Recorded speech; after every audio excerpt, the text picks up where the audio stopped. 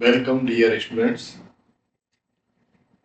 आज हम 12th class CBSE political science के अध्याय 6 पर्यावरण और प्राकृतिक संसाधन के क्वेश्चन आंसर सेशन के पार्ट 1 को आपसे डिस्कस करेंगे। ये सभी प्रश्नोत्तर बहुत इंपॉर्टेंट हैं और एग्जाम के पर्पस से तैयार किए गए। इनको आप पूरे ध्यान से सुने और समझें। और इससे पहले आप इस वीडियो को सब्सक्राइब करें और लास्ट में यदि आपको पसंद आए क्वेश्चन के आंसर या क्वेश्चन का सिलेक्शन तो फिर आप इसको लाइक भी करें। पर्यावरण किसे कहते हैं? पर्यावरण दो शब्द परि प्लस आवरण, परि प्लस आवरण से मिलकर बना है, जिसका अर्थ होता है वह आवरण जो वनस्पति तथा जीव जंतुओं को ऊपर से ढके हुए है। संसाधन किसे कहते हैं? मनुष्य की जिन साधनों को अपने प्रयोग में लाता है उन्हें संसाधन कहते हैं। प्राकृतिक संसाधन वे हैं जिन्हें प्रकृति मनुष्य के उपयोग के लिए देती है। सभी प्रकार के साधन जिन्हें मनुष्य अपने उपयोग में लाता है और उनका रूप बदल करके उन्हें प्रयोग करता है उन्हें संसाधन कहते हैं। वैश्विक तापवृद्धि या ग्लोबल वार्मिंग किसे कहते हैं? वातावरण में कार्बन डाइऑक्साइड, क्लोरोफ्लोरोकार्बन और दूसरे प्रदूषकों की बढ़ोतरी से ग्रीन हाउस गैसें बनती है, जिससे पृथ्वी के तापमान में धीरे धीरे वृद्धि होती है। इसी को ग्लोबल वार्मिंग कहते हैं। क्योंकि जो ऊष्मा का बजट है उसमें हम देखें तो सूरज से आने वाली किरणें तो इस प्रदूषित वातावरण में नीचे तक आ जाती है, लेकिन रात के समय पर जब वो अंतरिक्ष में वापस होती है गर्मी, तो इन ग्रीन हाउस गैसों की जो लेयर वातावरण में बनी होती है उसको क्रॉस करके वो अंतरिक्ष में नहीं जा पाती और तापमान धरती का बढ़ाती रहती है, जिससे धरती के तापमान में वृद्धि होती है। इसी को ग्लोबल वार्मिंग कहते हैं। ग्लोबल वार्मिंग के मनुष्य निर्मित कारक क्या है? यानी मनुष्य के द्वारा उत्पन्न वो कौन से कारक हैं जो ग्लोबल वार्मिंग को जन्म देते हैं? वनों की कटाई, वाहनों का अत्यधिक प्रयोग, क्लोरोफ्लोरोकार्बन गैसों का निकलना और औद्योगिक विकास, कृषि और बढ़ती जनसंख्या ग्लोबल वार्मिंग के मनुष्य निर्मित कारक हैं। वनों की कटाई होगी तो स्वाभाविक है प्रदूषित गैसों की मात्रा बढ़ेगी। वाहनों का अत्यधिक प्रयोग होगा तो उनमें से प्रदूषित गैसें निकलेंगी। क्लोरोफ्लोरोकार्बन जो गैसें हैं वो एसी है आपका, फ्रिज है आपका, स्प्रे है विभिन्न प्रकार के, इन सब से क्लोरोफ्लोरोकार्बन गैस निकलती है। और औद्योगिक विकास जहाँ पर भी होगा वहाँ पर्यावरण को क्षति होगी और प्रदूषण पैदा करेगा, तो ये प्रदूषण भी। कृषि और बढ़ती जनसंख्या, कृषि और बढ़ती जनसंख्या भी जो है ग्लोबल वार्मिंग के लिए जिम्मेदार है। ग्लोबल वार्मिंग के प्राकृतिक कारण क्या है? ये तो मैन मेड थे, अब ये नेचुरल है। ज्वालामुखी, जलीय वाष्प, ग्लेशियर का पिघलना और जंगलों की आग के साथ साथ जलवायु परिवर्तन भी ग्लोबल वार्मिंग का प्राकृतिक कारण है। ज्वालामुखी जो अक्सर फटते रहते हैं और वायुमंडल में बहुत प्रदूषण पैदा करते हैं। जलीय वाष्प, समुद्र की जलीय वाष्प, तालाबों की और जो भी झील वगैरह है उनकी जलीय वाष्प। ग्लेशियर का पिघलना, जो ग्लेशियर होते हैं जो इस पर पहाड़ों के ऊपर होते हैं जहाँ बर्फ के जो बर्फ जो जमी हुई होती है उसका पिघलना, और जंगलों की आग से भी प्रदूषण फैलता है। ठीक है, इसके साथ साथ जलवायु परिवर्तन भी ग्लोबल वार्मिंग का प्राकृतिक कारण है। तीव्रगामी जलवायु परिवर्तन के क्या प्रमाण है? क्या इससे कैसे पता चलता है कि जलवायु परिवर्तन तीव्रगामी गति से हो रहा है? देखो, वैश्विक ताप वृद्धि है तो समझ लीजिए तीव्रगामी जलवायु परिवर्तन है। गर्म होते समुद्र, ध्रुवों पर बर्फ का पिघलना, ग्लेशियरों का पीछे हटना, क्योंकि वो जो है पिघलते जाते हैं और पीछे हटते जाते हैं। बर्फ की चादर का कम होना, समुद्री लेवल का बढ़ना, आर्कटिक समुद्र की बर्फ का कम होना एवं समुद्र का अम्लीकरण बढ़ जाना, ये तीव्रगामी जलवायु परिवर्तन के कारण है। देखो, यदि समुद्र का अम्लीकरण बढ़ रहा है तो इसका सीधा सा मतलब है उसमें फ्रेश वाटर कम आ रहा है और वाष्पीकरण ज्यादा हो रहा है, उसका अम्लीकरण बढ़ रहा है। आर्कटिक समुद्र में यदि बर्फ पिघल रही है तो तापमान बढ़ रहा है। ठीक है, समुद्री लेवल बढ़ेगा या बर्फ पिघलेगी तो बर्फ की चादर का कम होना, बर्फ की चादर पिघलेगी तो कम हो जाएगी। ग्लेशियरों का पीछे हटना, आगे आगे के ग्लेशियर जो है वो पिघलते जाते हैं और जो पीछे की तरफ है वो रहते जाते हैं, तो उन्हें पीछे हटना कह रहे हैं। ध्रुवों पर बर्फ का पिघलना, ध्रुवों पर जो बर्फ है वही बहुत बड़ी मात्रा में जमी हुई है, वो भी पिघलने लगती है, तापमान बढ़ता है। और गर्म होते समुद्र भी गर्म हो रहे हैं। अधिकतम ताप वृद्धि, वैश्विक ताप वृद्धि होगी तो उससे समुद्र भी गर्म होंगे। ठीक है, रियो डी जेनेरो के 1992 के पृथ्वी सम्मेलन के विषय में निम्न कथन है, जो सही और गलत है उन्हें कथनानुसार चिन्हित कीजिए। इस सम्मेलन में 170 देशों के राष्ट्राध्यक्ष, हजारों स्वयंसेवी संगठन और बहुत से बहुराष्ट्रीय संगठनों ने हिस्सा लिया। हाँ, ये सही बात है, 170 देशों के राष्ट्राध्यक्षों ने भाग लिया था। यह सम्मेलन संयुक्त राष्ट्र संघ की छत्र छाया के अंतर्गत हुआ। संयुक्त राष्ट्र संघ ने ही इसको ऑर्गेनाइज किया था और उसी की छत्र छाया के अंतर्गत हुआ था। इस सम्मेलन में पहली बार वैश्विक पर्यावरणीय मुद्दों को राजनीतिक स्तर पर दृढ़ता के साथ एकजुट किया गया। हाँ, विश्व के जो पर्यावरण के मुद्दे थे उन सबको राजनीतिक स्तर पर दृढ़ता के साथ लाया गया, ये भी सही है। यह केवल एक सम्मेलन सभा थी नहीं, यह एक सम्मेलन सभा नहीं थी, बल्कि पर्यावरण के विषय में गंभीरता से सोचने के लिए सभी लोग एकत्रित हुए थे। वैश्विक साझी संपदा के विषय में क्या क्या सत्य है? वैश्विक यानी विश्व की, साझी संपदा यानी सभी लोगों की जो संपदा है, कोई एक व्यक्ति उसका मालिक नहीं है बल्कि सभी लोग उसके मालिक हैं। ऐसी साझी संपदा के विषय में क्या कह सकते हैं?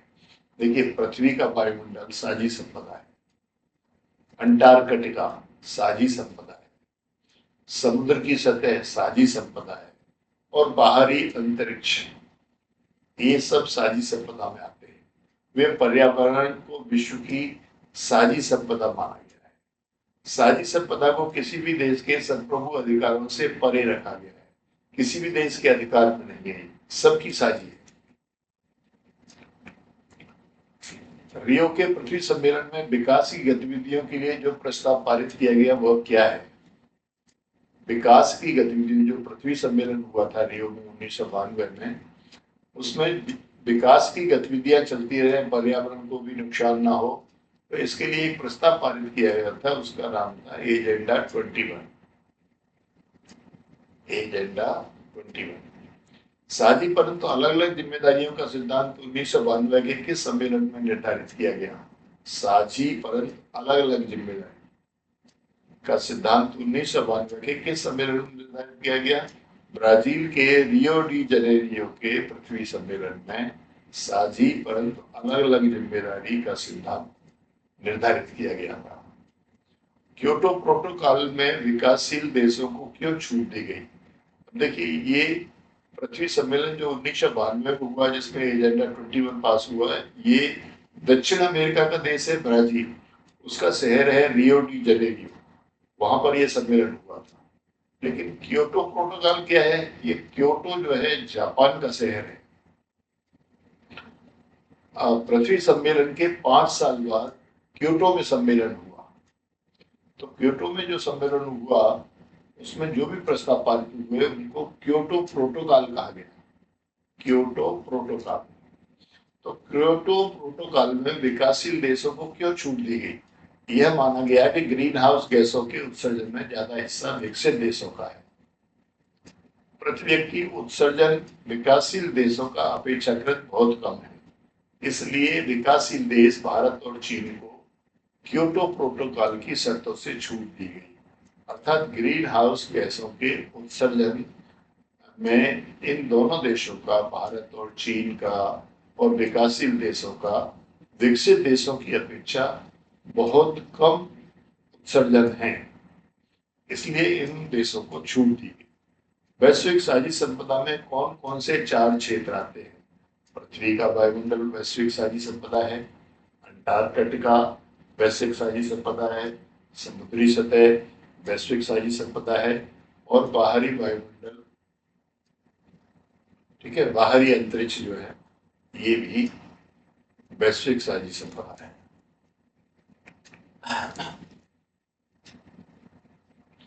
यूएनईपी क्या है? यह संयुक्त राष्ट्र संघ पर्यावरणीय कार्यक्रम है। यूएनईपी संयुक्त राष्ट्र संघ पर्यावरणीय कार्यक्रम, एनवायरनमेंट प्रोग्राम नामक संगठन है जो पर्यावरणीय समस्याओं के लिए प्रभावी उत्तरदायित्व और सहयोग को बढ़ाने के लिए अंतर्राष्ट्रीय कॉन्फ्रेंस करता है, यूएनईपी। ठीक है, ईपी का मतलब है environment programme, United Nation environment programme. ये संयुक्त राष्ट्र संघ का पर्यावरणीय कार्यक्रम नामक संगठन है जो पर्यावरणीय समस्याओं के लिए प्रभावी उत्तरदायित्व और सहयोग को बढ़ावा देने के लिए अंतर्राष्ट्रीय कॉन्फ्रेंस करता है। पर्यावरण की समस्याओं को सुलझाने के लिए प्रभावी उत्तरदायित्व और सहयोग को बढ़ाने के लिए अंतर्राष्ट्रीय कॉन्फ्रेंस, ये यूएनईपी का काम है। 2016 की संयुक्त राष्ट्र संघ की मानव विकास रिपोर्ट की क्या संस्तुतियां हैं? 2016 की संयुक्त राष्ट्र संघ की मानव विकास जो रिपोर्ट है उसने क्या क्या संस्तुति दी है, क्या क्या रिकमेंडेशन उसने दी है?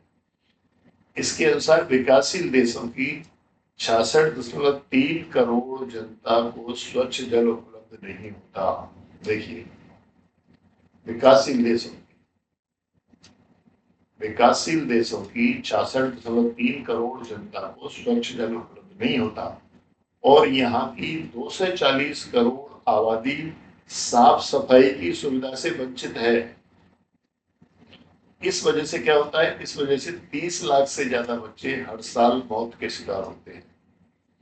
देखिए, 2 आंकड़े हैं इसमें, एक तो स्वच्छ जल उपलब्ध न होने वाला और एक साफ सफाई वाला।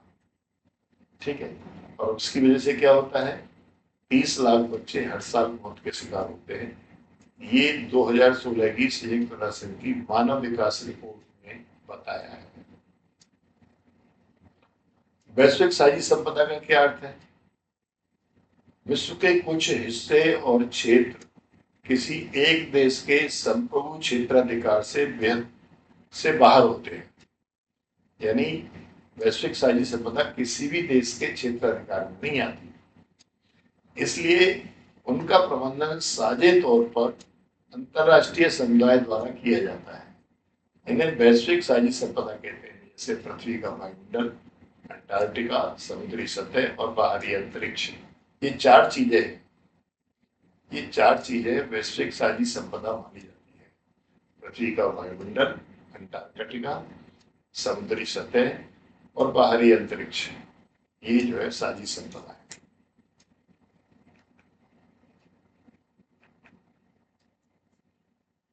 वह कौन कौन से 4 पर्यावरणीय मामले हैं जो विश्व राजनीति के मुद्दे बने हुए हैं? वो कौन कौन से 4 पर्यावरणीय मामले हैं जो विश्व राजनीति के मुद्दे बने हुए हैं? कृषि योग्य भूमि का क्षेत्रफल नहीं बढ़ रहा है, जबकि जनसंख्या बढ़ रही है, तो बढ़ती जनसंख्या के लिए खाद्यान्न कहाँ से आएगा? क्योंकि कृषि योग्य भूमि का क्षेत्रफल नहीं बढ़ रहा है। सुरक्षित पेयजल की कमी हो रही है, दूसरा पॉइंट। तीसरा पॉइंट, वनों की कटाई जारी है। चौथा पॉइंट, ओजोन परत में छेद हो रहा है, ओजोन की मात्रा घट रही है और उसके कारण वैश्विक तापमान। ठीक है, तो ये 4 पर्यावरणीय मामले। दोबारा देखिए, कृषि योग्य भूमि का क्षेत्रफल नहीं बढ़ रहा जबकि जनसंख्या बढ़ रही है। सुरक्षित पेयजल की कमी हो रही है जबकि जनसंख्या बढ़ रही है, तो डिमांड भी बढ़ रही है। वनों की कटाई हो रही है, तो समझ लीजिए पर्यावरण के लिए खतरा है।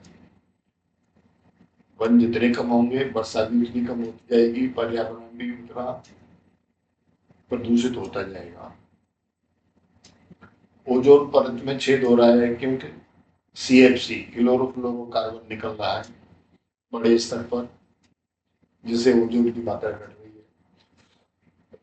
है। और यदि ओजोन की मात्रा घटती है तो जीवधारियों के लिए बहुत नुकसान है, क्योंकि सूरज से आने वाली किरणों में पराबैंगनी किरणें होती हैं। वो पराबैंगनी किरणें जीवधारियों के लिए बहुत हानिकारक होती हैं। वो उनको स्किन कैंसर कर देती हैं। और ओजोन की ये जो परत है, ये उन पराबैंगनी किरणों को छान देती है, धरती पर नहीं आने देती। और जब ओजोन परत में छेद हो जाएगा तो वो किरणें सीधे धरती पर आएंगी और जीवधारियों को नुकसान पहुंचाएंगी। वैश्विक ताप वृद्धि हो गई।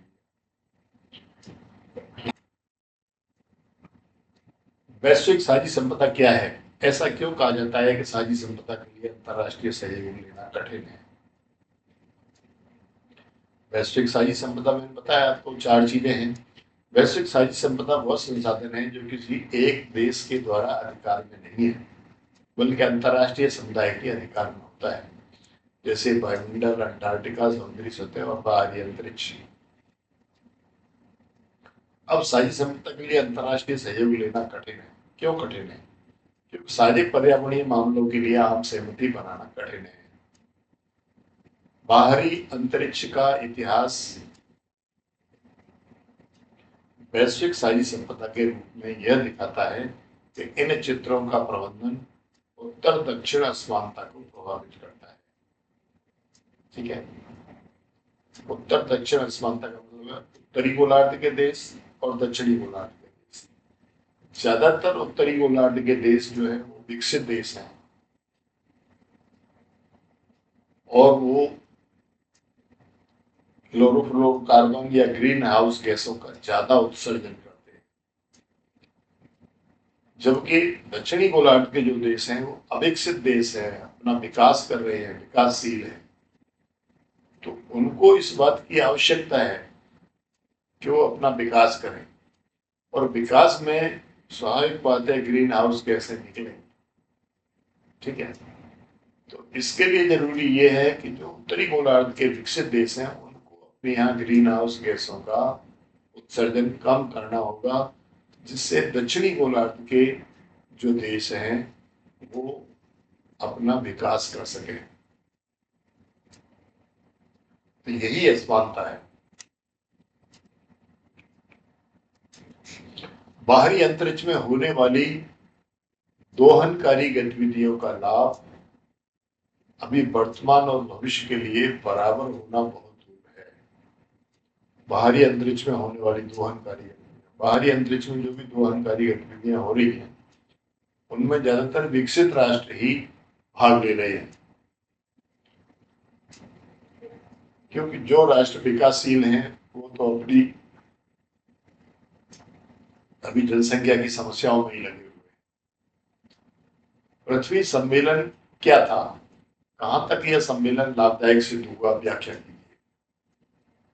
ब्राजील के रियो डी जनेरियो में जून 1992 में पर्यावरण और विकास के ऊपर, दोनों चीजें पर्यावरण और विकास के ऊपर एक सम्मेलन हुआ। इस सम्मेलन के केंद्र में प्राथमिक रूप से वैश्विक पर्यावरण और उसके विकास विज्ञान और पर्यावरण के साथ राजनीतिक संदर्भ में संदर्भों की व्याख्या था। यानी 3 बातें इसमें थी विशेष रूप से, वैश्विक पर्यावरण, विकास विज्ञान और उसका राजनीतिक संदर्भ। राजनीतिक संदर्भ से इन पर कैसे नियंत्रण पाया जा सकता है। ठीक है, यह सम्मेलन निम्न कदमों के कारण लाभदायक सिद्ध हुआ। क्या क्या कदम उठाए गए यहाँ? रियो सम्मेलन ने जलवायु परिवर्तन, जैव विविधता, वानिकी और विकास गतिविधियों की एक सूची जारी की, जिसे एजेंडा 21 कहा गया। ठीक है, इसमें एजेंडा 21 में क्या क्या था? जलवायु परिवर्तन के बारे में था, जैव विविधता के बारे में था, वानिकी यानी वनों के बारे में था, और विकास गतिविधियां जहां पर भी हो रही हैं उनकी एक सूची जारी की, जिसे एजेंडा 21 कहा गया। एजेंडा 21 की गतिविधियों को अंतरराष्ट्रीय, राष्ट्रीय, क्षेत्रीय और स्थानीय स्तर पर लागू करने के लिए कार्य किए गए। ठीक है, एजेंडा 21 की जो गतिविधियां थी उनको अंतरराष्ट्रीय स्तर पर, राष्ट्रीय स्तर पर, क्षेत्रीय स्तर पर और स्थानीय स्तर पर लागू करने के कार्य किए गए। ठीक,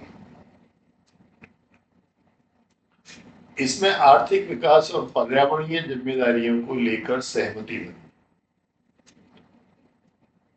और विकास की इस भावना को धारणीय विकास के नाम से जाना गया। धारणीय विकास का मतलब होता है विकास करिए लेकिन पर्यावरण को ध्यान में रखते हुए करिए, पर्यावरण को नुकसान मत पहुंचाइए। यदि कहीं से आपको एक पेड़ काटना है तो उसकी जगह पर 2 पेड़ लगाइए। ठीक है, दूसरी जगह पर जहाँ जगह हो वहां पर 2 पेड़ लगाइए।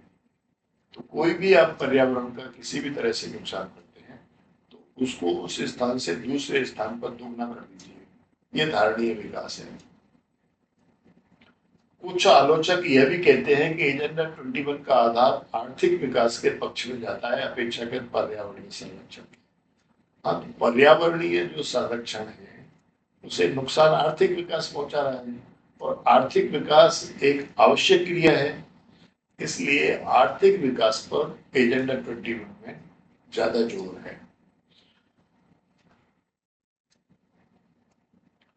प्रबंधन, संरक्षण और वनों के सभी प्रकार के धारणीय विकास के लिए वन संबंधी सिद्धांत इस अधिकृत घोषणा में औपचारिक ज्यादा है, जिसमें कोई बाध्यता नहीं है और यह एक गैर कानूनी बाध्यकारी दस्तावेज है जिसमें संरक्षण और वनों के धारणीय विकास की अनेक संस्तुतियां हैं। 1994 में मॉन्ट्रियल प्रक्रिया वन संबंधी नियमों के परिणाम के रूप में प्रारंभ हुई। 1992 में पृथ्वी सम्मेलन हुआ, फिर मॉन्ट्रियल में एक कॉन्फ्रेंस हुई 1994 में, उसे मॉन्ट्रियल प्रोसेस कहा गया। इसमें वन संबंधी नियमों के परिणाम के रूप में कुछ और प्रस्ताव पारित किए गए।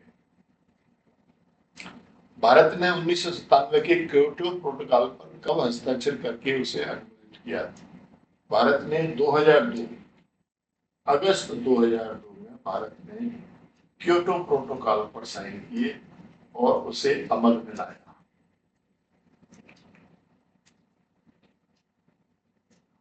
जून 2005 की किस मीटिंग में भारत ने इस विषय की ओर ध्यान दिलाया कि विकासशील देशों की प्रति व्यक्ति उत्सर्जन दर यानी ग्रीन हाउस गैसों की उत्सर्जन दर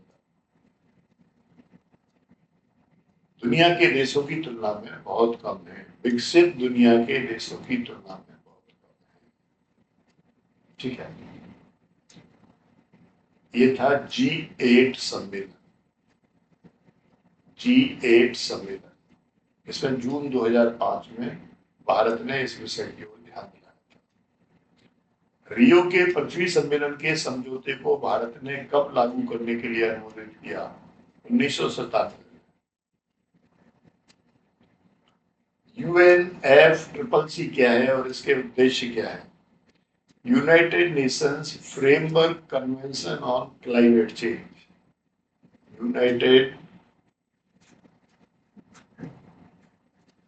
United Nations framework convention of climate change क्या है, उसके उद्देश्य क्या है? United nation framework convention on climate change यह जलवायु परिवर्तन के बाद विश्व के फ्रेमवर्क में जो परिवर्तन हो रहे हैं उनकी व्याख्या करके संस्तुतियां देता है। ठीक है, जलवायु परिवर्तन के बाद विश्व के फ्रेमवर्क में जो परिवर्तन, यानी जलवायु परिवर्तन हो रहा है उस जलवायु परिवर्तन से जो विश्व का फ्रेमवर्क है उसमें क्या क्या परिवर्तन हो रहे हैं उनकी व्याख्या करता है और उनकी संस्तुतियां देता है। UNFCCC, UNFCCC, United nation framework convention on climate change. ठीक, वैश्विक पर्यावरणीय मसलों पर भारत का रुख बताइए। जो विश्व के पर्यावरणीय मसले में है उनमें भारत का रुख क्या है। भारत सरकार बहुत से कार्यक्रमों के द्वारा वैश्विक प्रयास में हिस्सा ले रही है। ठीक है, भारत सरकार भी जो पर्यावरण के मामले हैं उनमें हिस्सा ले रही है। कैसे ले रही है देखिए, भारतीय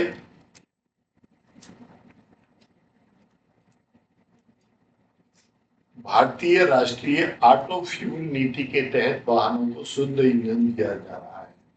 हमारे यहाँ पर भारत में CNG से गाड़ियां चलाई जा रही हैं जो कम प्रदूषण करती हैं। इलेक्ट्रिक गाड़ियों को प्रोत्साहन दिया जा रहा है जिससे कम प्रदूषण होगा।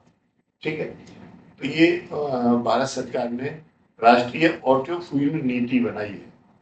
ठीक है, कोई भी बड़ी गाड़ी जो ज्यादा प्रदूषण करती है वो बगैर CNG के नहीं होगी महानगरों में, क्योंकि महानगरों में ही ज्यादा प्रदूषण होता है। ऊर्जा संरक्षण अधिनियम 2000 के अनुसार ऊर्जा क्षमताओं को विकसित किया जा रहा है। ठीक है, यानी ऊर्जा के लिए केवल इलेक्ट्रिसिटी पर ही निर्भर नहीं है, अब सौर ऊर्जा को प्रमुखता दी जा रही है। ठीक है, विद्युत अधिनियम 2003 नवीकरणीय ऊर्जा के प्रयोग को बढ़ावा दे रहा है। नवीकरणीय ऊर्जा का मतलब है सौर ऊर्जा। ठीक, तो जो विद्युत अधिनियम 2003 है वो सौर ऊर्जा को भी बढ़ावा दे रहा है। प्राकृतिक गैस का आयात साफ कोयले की तकनीक का प्रयोग यह दिखाता है कि भारत वास्तव में प्रयास कर रहा है और जो कोयला है उसको साफ करके उसका प्रयोग किया जा रहा है जिससे कम से कम प्रदूषण हो।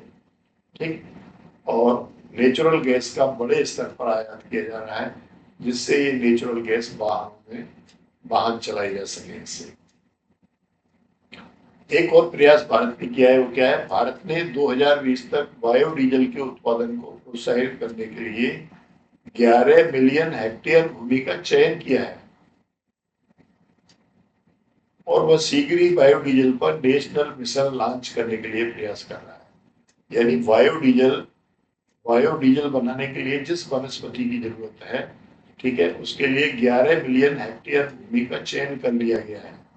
ठीक है, और वहां पर बायोडीजल बनेगा और बायोडीजल से प्रदूषण बिल्कुल नहीं होता है।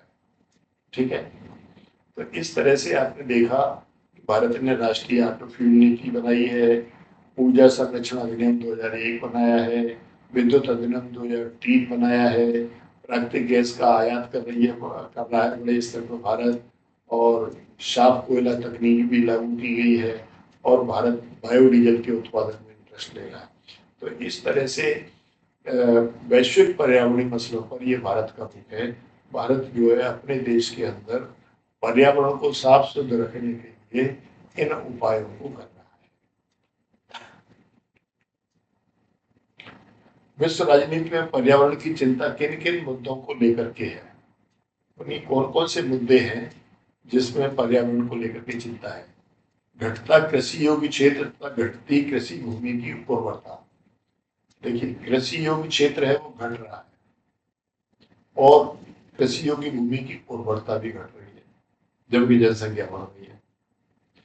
घटते मत्स्य भंडार, मछलियों के जो भंडार है समुद्र में, नदियों में, तालाबों में, वो घट रहे हैं। जल प्रदूषण के कारण और जल की कमी है, पेयजल की कमी होती चली जा रही है। घटते जल स्रोत तथा अनाज उत्पादन प्रदूषण के कारण जल स्रोत भी घट रहे हैं और अनाज का उत्पादन भी कम हो रहा है। घटते वनों से जैव विविधता को हानिकारक प्रजातियों का विनाश हो रहा है। जब जंगल नहीं रहेंगे तो जंगल में रहने वाले जैव कहाँ से रहेंगे। अब जब वो जीव नहीं रहेंगे तो जैव विविधता कहाँ रहेगी। हमें विभिन्न प्रकार के जीव देखने के लिए कहाँ से मिलेंगे। उन प्रजातियों का विनाश हो रहा है। घटती समुद्र पर्यावरण की गुणवत्ता, समुद्री जो पर्यावरण है उसकी भी गुणवत्ता घट रही है।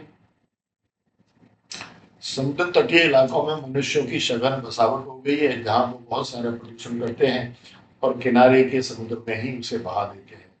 तो जो किनारे का समुद्र की क्षेत्र है वो बहुत ज्यादा प्रदूषित हो रहा है। बढ़ती वैश्विक तापमान के कारण बढ़ता समुद्र जल तल, और जो वैश्विक तापमान बढ़ रहा है उससे ध्रुवों पर जमी हुई बर्फ पिघल रही है, और उसके पिघलने से समुद्र के जल का तल बढ़ रहा है, जिससे किनारे वाले क्षेत्र जो है वो डूबते जा रहे हैं। बढ़ता ओजोन परत का छेद, जो कार्बन गैसें हैं, ग्रीन हाउस गैसें हैं, उन ग्रीन हाउस गैसों की वजह से ओजोन परत में छेद हो रहा है, जिससे पारिस्थितिकी तंत्र व मनुष्य के स्वास्थ्य के लिए खतरा है। ठीक है, क्योंकि सूरज की किरणों में पराबैंगनी किरणें धरती पर आएंगी, जो जीवधारियों में स्किन कैंसर पैदा करें। ठीक है, तो ये सब खतरे होते हैं। ये विश्व राजनीति में पर्यावरण की चिंता इन मुद्दों को लेकर के है, जो मानवता के लिए ही, जीवधारियों के लिए ही हानिकारक होते जा रहे हैं।